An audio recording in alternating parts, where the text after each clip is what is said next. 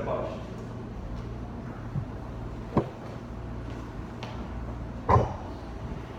Vamos abrir, meus irmãos, a palavra de Deus no Salmo 104.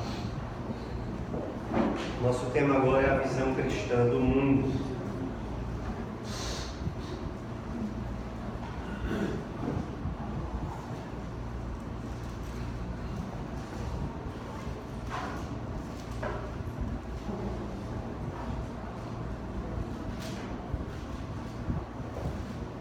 Salmo 104, eu quero ler com os irmãos os versos 24 a 30. Que variedade, Senhor, nas tuas obras! Todas com sabedoria as fizeste. Cheia está a terra das tuas riquezas.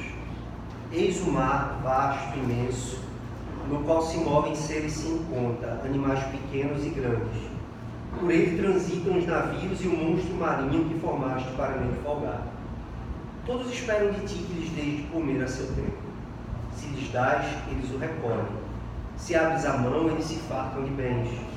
Se ocultas o rosto, eles se perturbam. Se lhes cortas a respiração, morrem e voltam ao seu pó.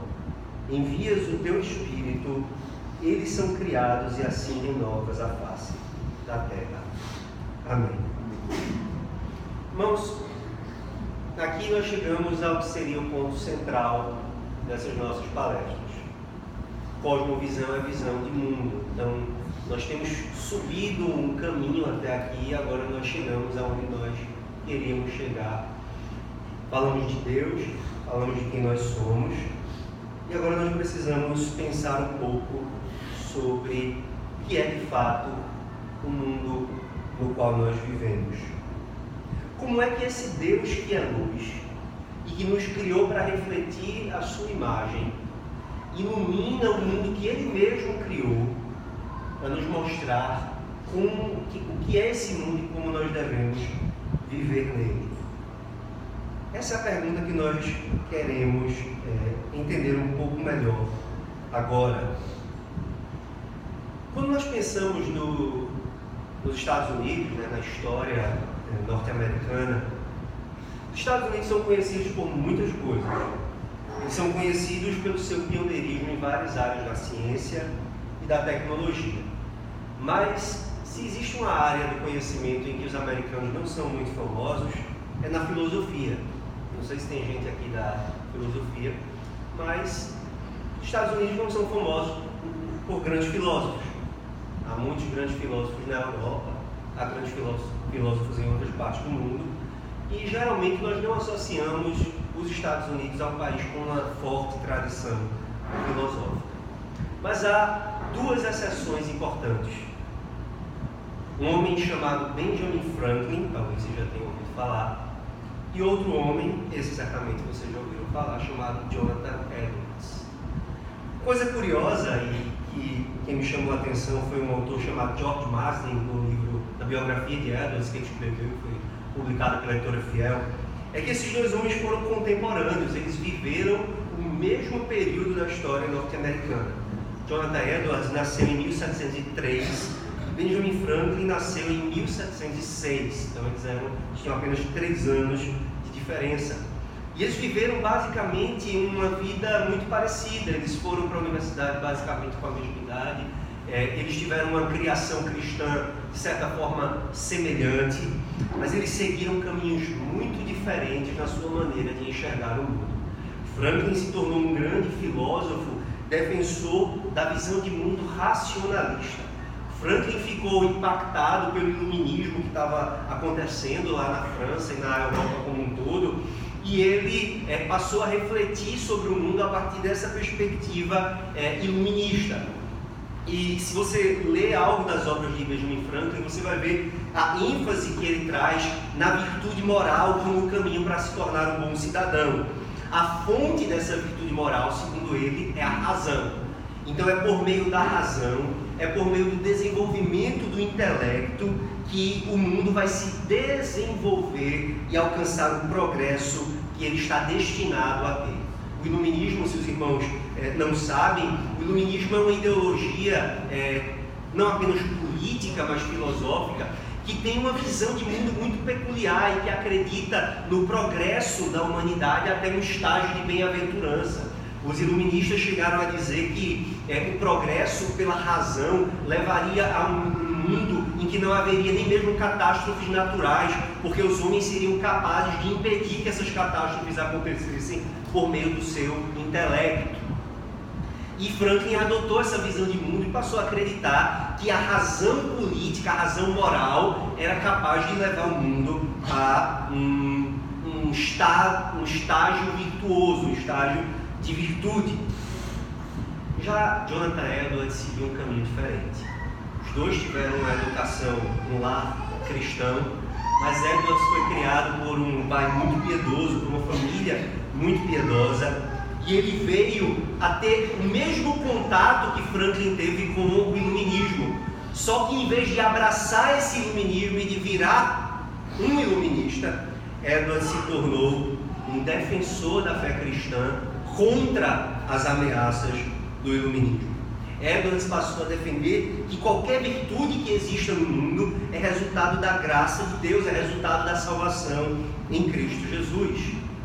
Edwards então escreveu várias obras, era um escritor prolífico, né? Seus biógrafos contam que ele andava com um caderninho e que ele fazia anotações constantes no seu bloco de notas, e para não esquecer das coisas ele também andava com uma caixa de alfinetes e ele saía prendendo as anotações que ele fazia dentro da sua jaqueta ou do seu paletó. Ele era um homem que escrevia muito, escreveu não apenas livros teológicos, como os que vocês vão encontrar aí fora, você viu um dele aí, não sei se ainda tem, mas além de livros teológicos, Edwards chegou a escrever até catálogos de insetos. Então ele observava insetos e fazia catálogos e desenhos de espécies que ele encontrava na fauna. Edwards desenvolveu uma visão de mundo cristã para combater o iluminismo, o humanismo secular do seu tempo. E o grande ponto da filosofia de Edwards acerca do mundo era a ideia de que a natureza manifesta Deus. A natureza, o mundo criado, manifesta quem Deus é, sua existência e sua sabedoria. Edwards defendeu, e ele escreveu em detalhes sobre isso, defendeu que a natureza só pode ser compreendida sob a luz de Deus, dos propósitos de Deus.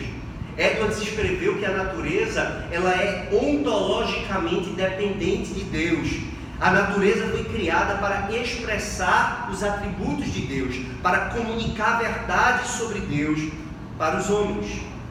E essas palavras que eu estou citando aqui de Edwards são a sua maneira de descrever com uma nova linguagem alguns conceitos que os cristãos, que a tradição cristã já conhecia há muito tempo.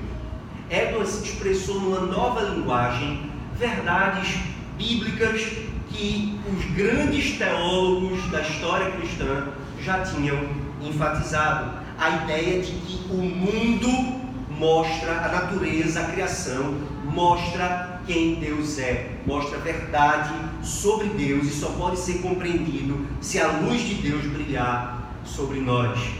Basicamente, Edwards estava dando uma linguagem filosófica àquela afirmação de Calvino de que o mundo é o teatro da glória de Deus, onde Deus exibe a sua glória. Ele basicamente está repetindo com nova linguagem aquela verdade que a confissão belga lá no século XVI declarou: o mundo perante os nossos olhos, esse é o texto da confissão belga, o mundo perante os nossos olhos é como um livro formoso em que todas as criaturas, grandes e pequenas, servem de letras que nos fazem contemplar os atributos invisíveis de Deus, isto é, o seu eterno poder e a sua divindade. Eu quero, irmãos, então, usar algumas ideias de Jonathan Edwards, de um livro específico dele, chamado Imagens das Coisas Divinas, para conversar com os irmãos e para apresentar aos irmãos como nós cristãos devemos enxergar o mundo. Qual é a visão cristã do mundo ao nosso redor? Eu quero fazer isso, irmãos, enfatizando 5 verdades sobre o mundo. Em primeiro lugar, a partir dessa obra de Edwards, nós aprendemos que o mundo é uma obra de arte. Edwards escreveu que a criação é bela em si e de si mesma, mas que a beleza da criação tem sua origem na beleza do Criador. Irmãos, eu escrevi os tópicos dessa palestra, os irmãos vão ver isso à medida que a gente avançar. Eu escrevi os tópicos dessa terceira palestra com o propósito de alguma maneira, incomodar vocês, chocar os irmãos. Por quê? Porque eu acredito que a nossa visão de mundo, a nossa visão cristã sobre o mundo, não é tão cristã quanto ela deveria ser. Existem algumas deficiências importantes em como os evangélicos brasileiros veem o mundo, e nós não estamos excluídos disso. E eu preciso que os irmãos percebam, à luz da palavra de Deus, que a Bíblia descreve o mundo como um mundo belo, como um lugar cheio de beleza. Há feiura, nós falaremos sobre isso depois, mas esse mundo é cheio de beleza. E os evangélicos têm um problema com o belo, eles têm um problema com o mundo, eles têm um problema com o terreno. Isso é algo que deveria estar fora da nossa cosmovisão, porque o cristianismo valoriza o que é mundano. Não o que é mundano no sentido do que é pecaminoso, mas o que é mundano no sentido do que é criado por Deus para ser desfrutado por nós. A Bíblia usa a palavra mundo, às vezes, muitas vezes, para descrever aquilo que é pecaminoso, mas a Bíblia também usa a palavra mundo para descrever aquilo que é o resultado da boa criação de Deus. O pastor Christian já leu no início desse nosso encontro o Salmo 24:1, que diz que do Senhor é o mundo. Ele não está falando do Senhor é o pecado. Do Senhor é a criação, do Senhor é a natureza, e essa natureza é bela, e nós precisamos ter um reencontro com o belo, nós precisamos ter um reencontro com a beleza. Por quê? Porque a beleza é um atributo de Deus. Abra comigo no Salmo 96, por favor.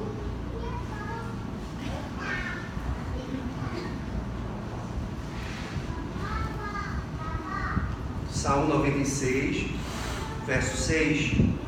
Glória e majestade estão diante dele, força e formosura no seu santuário.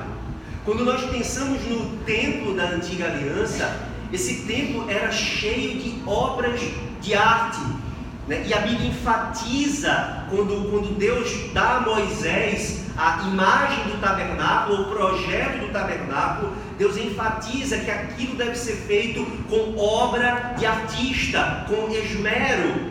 Nós sabemos que a glória externa da antiga aliança desaparece na nova aliança, mas a beleza de Deus não desaparece, e a importância da beleza não desaparece. Nós precisamos entender que a Bíblia não nega a existência da beleza nem a importância da beleza. Quantas vezes a Bíblia vai descrever um homem e uma mulher e diz que ele era belo ou que ela era bela? Essa relação da Bíblia com a beleza tem sido esquecida por nós. E uma cosmovisão cristã sólida, ela precisa dar lugar a uma visão positiva da estética. Irmãos, nós precisamos redescobrir o lugar da beleza. E quando eu digo que nós precisamos redescobrir, nós precisamos fazer isso de uma maneira genuinamente cristã, evangélica e reformada. Porque, infelizmente, muita gente tem descoberto a importância da beleza de uma maneira idólatra. A idolatria da beleza é um problema em nossos dias. Não apenas quando nós falamos da beleza física do homem ou da mulher, mas quando nós falamos desse retorno de fato à estética. Muita gente tem lido livros conservadores que têm sido publicados, que são livros muito bons, por sinal, mas que acabam colocando a beleza num lugar que não é dela. E eu estou falando de algo muito peculiar. Por exemplo, o lugar da estética no culto público, o lugar da beleza no culto. Eu tenho conhecidos, pessoas que foram do meu convívio em alguma medida, que eram irmãos em Cristo, professavam a fé cristã evangélica e que se tornaram católicos romanos por causa dessa busca idólatra pelo belo. A missa católico-romana, ela é esteticamente agradável a quem busca adoração por meio da beleza. A ênfase nos olhos, aquilo que é agradável aos olhos, aquilo que é agradável a nossos sensos. E muita gente tem sido atraído de volta para o catolicismo por causa dessa busca pela beleza. Meus irmãos, isso é uma palavra para os pastores, em particular, e presbíteros da igreja. Nós não podemos ignorar este perigo que está assolando a igreja moderna. Nós estamos vivenciando isso, não apenas no Brasil, mas no mundo todo. Recentemente, um ex-professor de um seminário importante nos Estados Unidos, que virou católico, escreveu um livro chamado Todos os Caminhos Levam a Roma, e parte desse argumento dele envolve esse valor estético da tradição católica, seus templos, sua arte, as pinturas que ornam as igrejas romanas. Tudo isso tem um apelo ao nosso olhar e muita gente está sendo atraída por isso. Recentemente, quando a Catedral de Notre Dame foi atingida, muita gente lamentou a perda que isso representa para a civilização, e eu acho que esse aspecto todos nós podemos lamentar. É uma construção arquitetônica impressionante, mas outras pessoas cristãs evangélicas disseram: isso é um problema para a cristandade. Que problema para a cristandade? Que o quê? Eu não tenho nada a ver com a igreja de Notre Dame. Isso não pode ser um problema para a arquitetura, isso é um problema para os monumentos históricos, sem dúvida alguma, mas isso não é um problema nenhum para a minha fé. Ainda que tenha sido um ataque contra a cristandade, vista de maneira ampla, eu não estou me importando, certo? Isso não impacta a minha fé e nem a nossa religião cristã, o fato de paredes terem sido derrubadas. A igreja de Cristo permanece. Então eu quero dizer para os irmãos que nós precisamos redescobrir a importância e o lugar da estética de uma maneira genuinamente cristã. Nós precisamos ensinar nossos filhos e nós precisamos ensinar a igreja a dar um lugar para o belo, não um lugar central da vida, mas dar um lugar para o belo. Nós precisamos ensinar nossos filhos que existe música bonita e música feia, que existe arte bonita e arte feia, que existe literatura bonita e literatura feia. Isso somente a palavra de Deus pode nos ensinar, certo? O mundo está perdido quanto a isso. As pessoas não têm um argumento para dizer por que música clássica é melhor do que funk. Só a Bíblia tem um argumento para isso. O fato de que Deus é belo e que por Deus ser belo, Ele criou um mundo belo, e porque Ele criou um mundo belo, Ele nos ensina por meio do mundo um padrão objetivo de beleza. Nós precisamos então ensinar a nossos filhos e ensinar ao mundo o significado da beleza. E o significado da beleza está no fato de que o Senhor, o nosso Deus, é cheio de formosura. Edwards tinha o hábito, isso todos os seus biógrafos narram, de andar pelas florestas, e por isso seus catálogos de insetos. Ele tinha o hábito de andar pelas florestas, de ir para lugares bonitos da criação, para contemplar a beleza da criação e, na beleza da criação, meditar na palavra de Deus. Nós precisamos lembrar, em primeiro lugar, que o mundo é uma obra de arte. Em segundo lugar, nós precisamos aprender e lembrar que o mundo é uma explosão de prazer. Edwards disse que Deus é o artista ou arquiteto que cria o mundo como resultado do seu próprio deleite ou do seu próprio prazer. Foi recentemente publicado esse livro de Edwards, que se chama O Fim para o Qual Deus Criou o Mundo. O argumento de Edwards nesse outro livro, que acabou de ser lançado em português, é que Deus não cria o mundo por necessidade. Lembra que nós dissemos ontem que Deus é independente? E dissemos de novo hoje na primeira palestra: Deus não precisa de nada fora de si mesmo. Então por que Deus criou o mundo? O que é que faltava nele? Qual é a necessidade que Deus tinha? A resposta: nenhuma. Deus não cria o mundo por necessidade. Deus cria o mundo para expressar seu prazer em si mesmo. Os teólogos puritanos chamavam esse atributo de Deus de bem-aventurança. Salmo 16, verso 11, se os irmãos puderem abrir comigo, texto conhecido, mas vamos ler. Salmo 16, verso 11. Tu me farás ver os caminhos da vida. Na tua presença há plenitude de alegria. Na tua destra, delícias ou prazeres perpetuamente. Prazer também é um atributo de Deus, ou, para usar a linguagem dos teólogos, a bem-aventurança é um atributo de Deus. Mark Jones, no livro Deus é, ensina que a bem-aventurança de Deus é a fonte da qual todos nós bebemos, porque a sua bem-aventurança abunda em todas as coisas boas. Quando Ele criou o mundo, criou todas as coisas boas ou abençoadas. Percebam, irmãos, que quando Deus põe a sua bênção sobre a criação, Ele está dando a sua aprovação quanto a tudo aquilo que Ele criou, e mais importante, quanto ao fato de que nós devemos ter prazer na criação. No sétimo dia, a Bíblia diz que Deus descansou. Deus criou o mundo em 6 dias, e no sétimo dia Ele descansou.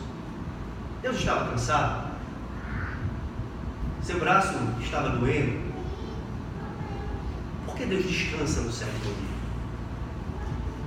Joseph Piper, no livro chamado Dia do Senhor, diz que, citando o livro de Êxodo, ele diz que Deus descansa no sétimo dia como expressão do seu deleite na criação. Deus olha para tudo que Ele criou e diz que é muito bom. E o que é que Ele faz? Piper diz que é como se Deus estivesse diante de um quadro no museu, um quadro muito grande, e Deus como que dá um passo para trás, porque Moisés diz que no sétimo dia Deus tomou alento, e esse tomar alento, Piper diz, é como se Deus tivesse dado um passo para trás para poder contemplar com maior clareza a beleza da sua criação e então se deleitar nela. Deus teve prazer na sua criação, e ao mesmo tempo Ele nos convoca a também encontrarmos prazer na criação por causa dele. Meus irmãos, o nosso prazer em Deus não é incompatível com o nosso prazer nas coisas que Deus criou. Isso é um ensino católico romano. Para você ter prazer em Deus, você precisa se abster das coisas terrenas. Coma só pão, um pedaço de pão, beba só um gole de água, faça jejum, fique recluso na vida dos monastérios. Isso não é ensino cristão reformado. O ensino cristão reformado diz: deleita-te na mulher da tua mocidade, como diz o autor do Provérbios. Come e bebe, desfruta do teu trabalho, como diz o livro de Eclesiastes, porque tudo que Deus criou é bom e recebido com ações de graças, nada é recusável, diz Paulo a Timóteo. A visão protestante do mundo é uma visão de que o prazer que nós temos no mundo é legítimo, é lícito e é bom. Cristo fez a indicação do livro Santos no Mundo. O título alivia a ideia do Leland Riker, porque o título original em inglês é Santos Mundanos. A ideia de que os puritanos eram homens profundamente ligados à vida terrena, embora a sua vida terrena fosse uma preparação para a sua vida celestial. Então, os puritanos tinham uma visão bíblica do trabalho, uma visão bíblica do sexo, uma visão bíblica do dinheiro. Por quê? Porque eles entendiam que tudo que Deus criou é bom e recebido com ações de graças, nada é recusado. Os cristãos precisam redescobrir o prazer no mundo, não no pecado, no mundo que Deus criou. Não se sentir menos santo porque passou 3 horas assistindo Ultimato, quando podia ter passado 3 horas evangelizando.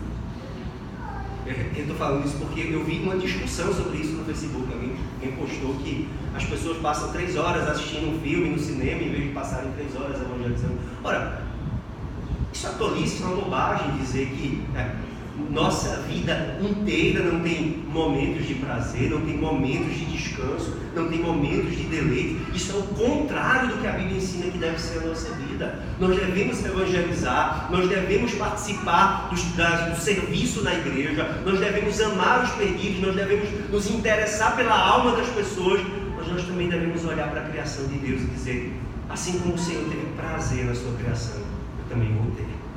Eu também vou me deleitar naquilo que o Senhor criou. Em terceiro lugar, nós vimos agora que o mundo é uma explosão do prazer. Em terceiro lugar, Jonathan Edwards nos ensinou que o mundo é um pedagogo. Não é uma homenagem à minha esposa, não. O mundo é um pedagogo. a natureza é uma imagem pedagógica da realidade espiritual e divina. Isso era uma habilidade que Edwards não inventou, ele herdou dos puritanos. Os puritanos, eles eram mestres de usar coisas terrenas para ensinar verdades divinas. Eu não lembro agora em que livro li, mas recentemente li uma história que eu já tinha ouvido muitas vezes, mas eu dessa vez encontrei o livro de onde ela vem, em que se pergunta, estava havendo uma discussão na igreja sobre o significado do versículo bíblico que diz orai sem cessar. John Newton tinha um grupo de discussão teológica na Inglaterra, e um dia esse grupo de discussão teológica estava debatendo o significado da expressão orar sem cessar. E uns dos pastores ali diziam que aquilo significava que em todo tempo nós devíamos regularmente parar para fazer oração, nos ajoelhar e ter momentos dedicados à oração. Outros diziam que aquilo significava que nós tínhamos que ter uma mentalidade de oração. Havia todo um debate sobre o significado daquele texto. E eles não chegaram a um consenso. E havia uma senhora que estava servindo comida para eles. Ela estava cuidando do lanche daquela reunião. E aí eles, no impasse, não chegaram a conclusão nenhuma, resolveram apelar. Senhora, vem aqui, por favor, nos ajude nessa discussão, já que nenhum de nós sabe explicar o que a senhora acha que significa o versículo bíblico orar sem cessar. E a senhorinha respondeu, olha, é muito simples, como é que vocês estão tanto tempo discutindo isso? Quando eu me levanto de manhã e visto minha roupa, eu digo, Senhor, assim como eu estou vestindo minha roupa, veste-me com a justiça de Cristo, veste-me com as roupas de santidade. Quando eu preparo a comida e o café da manhã, eu digo, Senhor, assim como eu estou preparando essa comida, alimenta a minha alma com a Tua palavra. Quando eu estou varrendo o chão da minha casa, eu digo, Senhor, assim como eu tiro a poeira da minha casa, tira toda a sujeira do meu coração, Senhor. Isso é orar sem cessar, ela disse. E Edwards herdou essa visão puritana da vida, da natureza como um pedagogo. E Edwards passou a dizer que a natureza nos ensina verdades sobre Deus. Você olha para o sol, você olha para a lua, você olha para as estrelas, você olha para a neve, para a chuva, para a seca, para a fome, para a saciedade, para os animais que nascem, para os animais que morrem, para as crianças que chegam à igreja, para as pessoas que partem e estão agora com o Senhor. Você olha para todos os eventos da natureza e aprende verdades espirituais ali. Uma imagem é um espelho, um reflexo que tem semelhança com o seu original, Edwards disse. Ele disse, tudo aquilo que foi criado de alguma maneira reflete Deus. Obviamente ele estava se referindo ao Salmo 19. O Salmo 19 nos lembra que toda a criação anuncia quem Deus é. Irmãos, isso tem uma aplicação importante. A natureza nos ensina leis e normas para a nossa vida. O que eu estou querendo dizer com isso? Os puritanos usavam um conceito, e se você abrir a Confissão de Fé de Westminster, você vai encontrar em vários lugares esse conceito de lei natural, ou de bom senso, ou de noções comuns. Esse conceito que aparece aqui e acolá nas nossas confissões, nos nossos símbolos de fé, é um conceito que era muito importante para os puritanos. A ideia é que Deus imprimiu na criação e na consciência dos homens a sua vontade. E basicamente eles tiravam isso de Romanos capítulo 2, quando Paulo diz que os gentios sem lei conhecem a lei de Deus. De que maneira eles conhecem a lei de Deus? Eles não têm a lei escrita, mas eles têm a lei de Deus gravada na sua consciência. Na criação e na consciência dos homens, Deus imprimiu leis sobre como devemos viver. Não todas as leis, mas algumas leis fundamentais que os puritanos chamavam de lei natural. Os teólogos mais modernos evitam usar essa linguagem de lei natural e usam o conceito de ordem criacional. E isso é um conceito muito importante. quando nós olhamos para o mundo, nós olhamos uma certa ordem que foi impressa por Deus. Paulo usa esse tipo de argumento da ordem criacional, quando ele diz, por exemplo, que a homossexualidade é contra a natureza. Lá em Romanos 1, ele diz, eles fazem o que é contra a natureza. O que é que isso significa? Vejam, muita gente hoje fala de natureza, dizendo assim, tudo que acontece no mundo é normal. Então, eu achei dois animais em que, dentro de uma espécie, dois indivíduos do mesmo sexo têm relações. Então, a homossexualidade é natural, porque existe na natureza. Mas esse não é um conceito nem bíblico, nem reformado de natureza. Natureza é finalidade. Natureza é propósito para o que uma coisa foi criada. Então, qual é o propósito do casamento? A nossa confissão vai dizer que é o companheirismo, a procriação e a castidade. Então, não é possível o companheirismo, a procriação e a castidade numa relação entre duas pessoas do mesmo sexo. Por isso, a homossexualidade é antinatural. Não porque você não encontra isso em nenhum lugar da natureza, mas porque não está de acordo com a ordem criacional. Não está de acordo com o propósito da criação. Então, o mundo é um pedagogo no sentido de que, pela observação da natureza, nós podemos encontrar significado, propósito nas coisas, e a partir desse propósito nós podemos entender qual é a vontade de Deus a respeito dessas coisas. Só que aí vem o nosso quarto ponto, eu não posso eu preciso passar direto para ele, para que vocês não pensem que eu estou dizendo outra coisa. O nosso quarto ponto é que o mundo é japonês em braille. O mundo é um sinal visível da glória de Deus, mas por causa do pecado e da queda, o mundo é uma mensagem desfocada.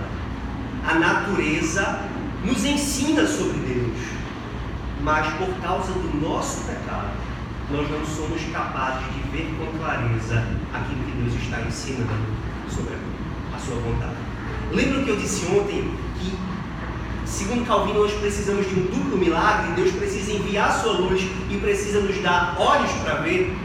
A natureza é a luz. Por meio da natureza, Deus fala conosco, Ele se revela a nós. O problema é que os nossos olhos não conseguem ver com muita clareza a mensagem da lei natural, da ordem criacional. E por isso nós precisamos da revelação escrita. A revelação natural é subserviente, ela está debaixo da revelação divina, da revelação escrita, perdão.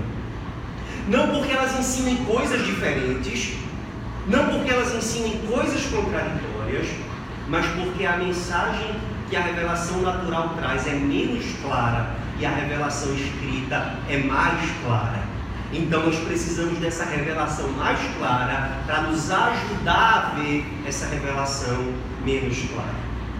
Por exemplo, irmãos, eu vou usar um exemplo um pouco polêmico, mas espero que os irmãos me acompanhem.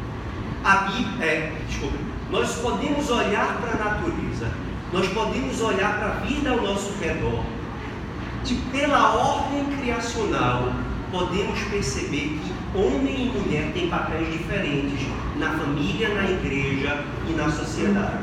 E nós podemos perceber pela simples observação da ordem criacional que a mulher foi criada por Deus para se submeter ao seu marido na família e à liderança masculina na igreja.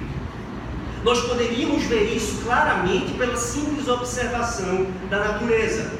Por exemplo, assista um jogo de vôlei feminino, onde há um homem transexual jogando. Ele facilmente quebra todos os recordes da história do vôlei feminino. Por quê? Porque Deus lhe dotou de capacidades naturais diferentes das capacidades e faculdades que Deus deu ao homem. Nós poderíamos ver isso com muita clareza, mas o mundo não vê. Por que não vê? Por causa do pecado. Por causa do pecado, as pessoas dizem homem e mulher são conceitos opressores, são conceitos obsoletos. Cada um pode ser quem quiser. A biologia não define o gênero. Portanto, se você se sente mulher, viva como mulher e jogue no time feminino. E se você vai quebrar a perna de alguém, depois a gente resolve como a lei natural não é suficiente para mostrar para homens pecadores aquilo que nós precisamos aprender sobre a vontade de Deus. E aí a palavra de Deus precisa ser lida, precisa ser entendida, precisa ser aplicada, porque a revelação natural é desfocada. É japonês em braille, é difícil de ler, é difícil de entender. Então nós precisamos da revelação escrita. Irmãos, isso é muito importante. Nós não podemos desprezar o valor pedagógico da natureza, mas nós não podemos exagerar esse valor pedagógico da natureza. Nós precisamos nos submeter à palavra de Deus. Muita gente se pergunta, como é que eu devo pensar sobre a relação entre fé e ciência? A resposta é simples. Onde quer que a revelação natural, que a ciência examina, de alguma maneira pareça contradizer aquilo que a revelação escrita nos apresenta com clareza, nós precisamos concluir que nós estamos vendo mal a revelação natural. A mensagem não foi bem compreendida, nossos olhos não estão claros o suficiente para ver. A revelação escrita prevalece. Deus criou o mundo em 6 dias, mas tem eras geológicas, você corta uma montanha no meio e vê lá os estratos. Eu não sei explicar, sinto muito, eu sou advogado, não sou geólogo. Eu não sei explicar, mas eu sei que é claro na Escritura Sagrada que Deus criou o mundo em 6 dias. Portanto, eu confesso com a minha boca, sem vergonha, que eu creio literalmente no relato bíblico da criação, como ele se apresenta para nós. Isso é algo importante, irmãos, que nós precisamos fazer. Nós precisamos olhar para o mundo, aprender com ele, mas sempre relacionando aquilo que nós vemos no mundo com a verdade que está revelada na Escritura Sagrada. Em último lugar, nós aprendemos que o mundo é a herança dos filhos de Deus. Edwards disse que apenas os que são redimidos pela graça podem ter uma percepção verdadeira e profunda do significado da natureza. Isso é algo curioso. É curioso por 2 motivos. Primeiro, porque os que não são cristãos não acreditam nisso. Eles acham que vem um mundo melhor do que nós. E é curioso porque nós não acreditamos nisso. Porque nós não nos envolvemos na ciência. O mundo, Edwards disse, é a herança dos filhos de Deus. Isso significa que a graça, a obra de Deus na salvação, a regeneração, nos dá uma nova habilidade de enxergar o mundo como ele é. Nós agora, por causa do Evangelho, podemos olhar para os diversos fenômenos da natureza e aprender com eles. E aprender coisas que os ímpios não podem aprender. Por quê? Porque eles negam o Deus que criou. Então nós podemos observar a natureza, observar a criação e ver Deus. Por exemplo, na estética, como mencionamos. Por que nós achamos certas coisas bonitas e achamos outras coisas feias? A filosofia moderna não tem uma explicação para isso, porque ela é relativista. Então todo mundo é igualmente bonito e todas as obras de arte são igualmente bonitas. Mas a palavra de Deus nos diz que existe o belo e o feio.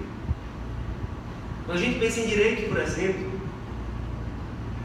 por causa da revelação bíblica, nós podemos entender coisas que o mundo não consegue entender, como por que valorizar a vida, por que valorizar a dignidade humana, por que não fazer distinções baseadas em critérios irracionais, como sexo, cor ou preferências religiosas. Nós valorizamos, nós sabemos que esses princípios são justos, porque a palavra de Deus nos diz isso. A palavra de Deus nos diz que a vida é sagrada porque ela é concedida por Deus. Nós sabemos que todos os homens são dignos porque foram todos criados à imagem de Deus. O mundo não tem uma explicação para a dignidade. Por que eu tenho que tratar os outros como iguais a mim? Qual é a explicação não cristã para isso? Não existe. O mesmo argumento que serve para eu matar um feto no ventre da sua mãe, serve para eu matar um recém-nascido e serve para eu matar uma pessoa indesejável. Não há um argumento consistente em favor da vida se nós não reconhecermos que a vida é um dom de Deus. Não há uma razão para explicar por que eu devo tratar os outros igualmente se nós não somos todos criados à imagem de Deus. A filosofia grega não tem uma resposta para isso. Aristóteles disse: alguns foram criados para serem escravos e outros para serem senhores. A Bíblia tem uma explicação para a dignidade humana. Todos fomos criados à imagem de Deus.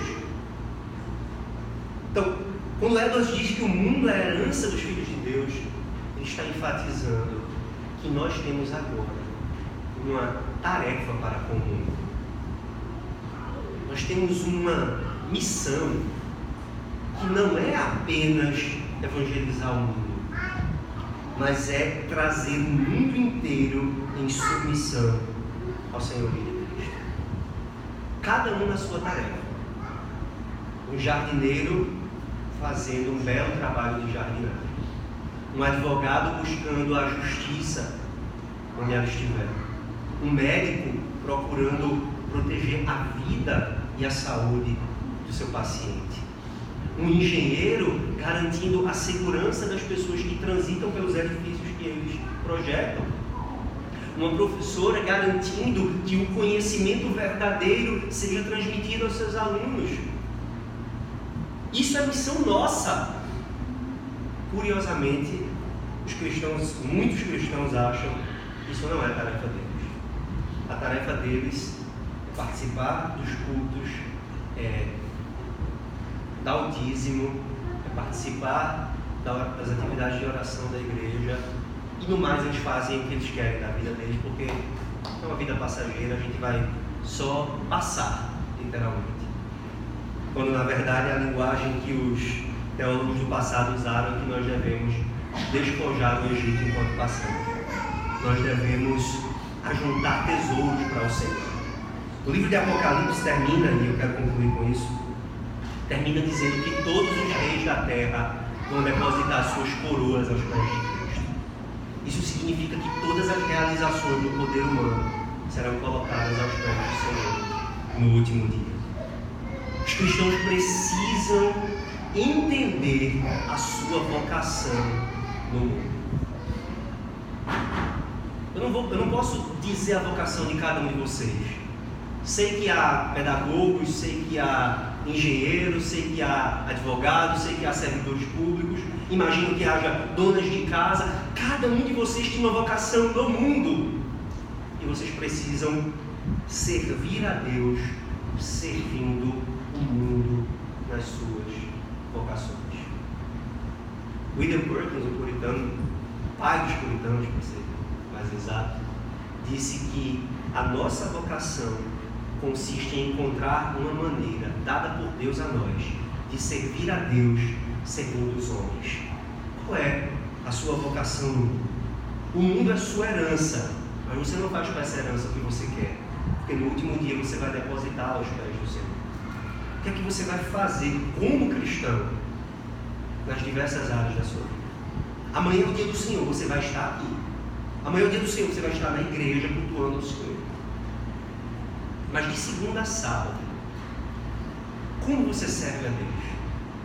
Cuidando dos seus filhos, educando-os no temor do Senhor, mas também fazendo bem às pessoas à sua volta, na sua vocação, nos trabalhos da sua vocação. Então, irmãos, com Edwards nós aprendemos que o mundo é um livro formoso que nos fala sobre Deus. Ele nos fala sobre a beleza de Deus. Ele nos fala sobre o prazer de Deus. Ele nos fala sobre as leis e a vontade de Deus. Por causa do pecado, essa revelação não pode ser lida adequadamente por todos nós. Mas em Cristo, nós temos essa visão restaurada. Em Cristo nós temos os nossos olhos abertos de novo para ver. E por isso nós podemos agora olhar para o mundo como ele é. E podemos servir o mundo para a glória de Deus. Esse é o nosso desafio. Eu tenho tentado enfatizar, irmãos, cosmovisão cristã como uma tarefa prática para todos nós. Não me interessa que nenhum de vocês saia daqui com a cabeça bem grandona, mas as perninhas bem fininhas. Me interessa que vocês saiam daqui pensando: Senhor, Tu me deste olhos para ver o mundo que Tu criaste. Tu me deste olhos para ver quem eu sou em Cristo Jesus. Como é que eu posso agora te servir servindo o mundo ao meu redor? Como é que eu posso te servir preparando o café da manhã para o meu marido ou preparando o café da manhã para minha esposa? Como é que eu posso te servir educando os nossos filhos? Como é que eu posso te servir como uma dona de casa? Como é que eu posso te servir como um zelador? Como é que eu posso te servir como um gari? Como é que eu posso te servir, seja lá onde eu estiver, Senhor? Como é que eu posso exaltar o Teu nome e levar a Tua glória por meio da minha vocação? Cada um de nós foi chamado por Deus, não apenas para olhar para o mundo, mas para servir a Deus no mundo. Então, cosmovisão cristã não é só uma maneira de ver, mas é também uma maneira de nós estendermos as nossas mãos para trabalhar no jardim do Senhor. Esse é o nosso tema de amanhã, então vamos fechar em oração. Obrigado, Senhor, por Tua palavra e Teu ensino. Obrigado pelas lições que aprendemos com homens do passado, que se debruçaram